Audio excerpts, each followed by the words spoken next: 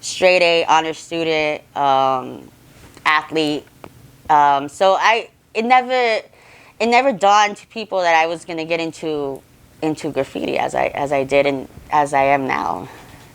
As a young kid, do you remember first seeing graffiti? Yeah, I remember going to. My dad would see us on the weekends, so he'll pick us up, and he used to love going to.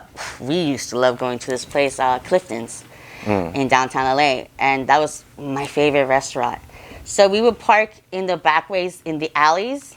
So there was the AYER. It was a yellow one, and I would see it every single time. It was on a stairway on the building. Love parking on that. Just before I even put letters together, before I even realized that's an AYER, it just the colors, the 3D, the style. So it was one that I would always see. How old were you at this time? Do you remember? I think 8, 9. I'm telling you, that was like a weekend spot. So we would go at least once a month to go to Clifton. So once a month I would see that AYER. Do you ask your dad what is that, or? No, I don't think I ever asked him. I never really asked anybody about graffiti. To me, it was just paintings. It was just drawings on the walls. I didn't know it was a spray can. It was just something that was not brick. That was not plain wall. It was something that popped. Were you interested in art before seeing that AYER? Yeah, I was. That's when I used to draw. I stopped drawing. But when I would say elementary, junior high, I used to draw. I used to draw superheroes. I used to draw, the precious moments, all that cutesy stuff, the lowrider stuff, all that.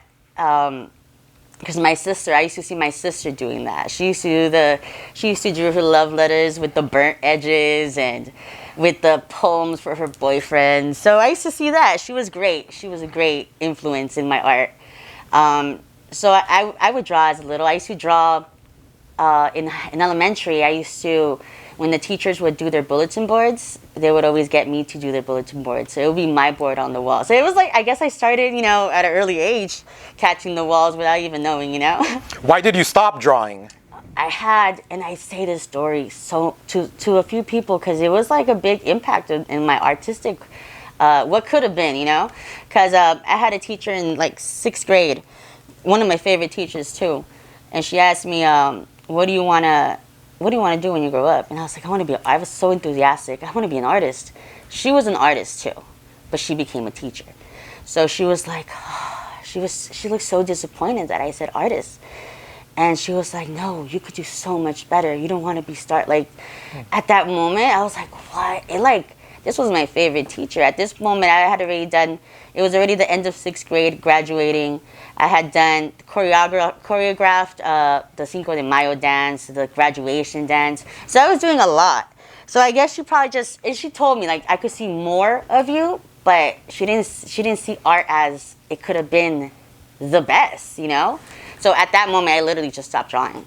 And I'll still do letterings because I would do the bulletin boards, the letters for the teachers, but I just stopped drawing. At that moment, I just stopped.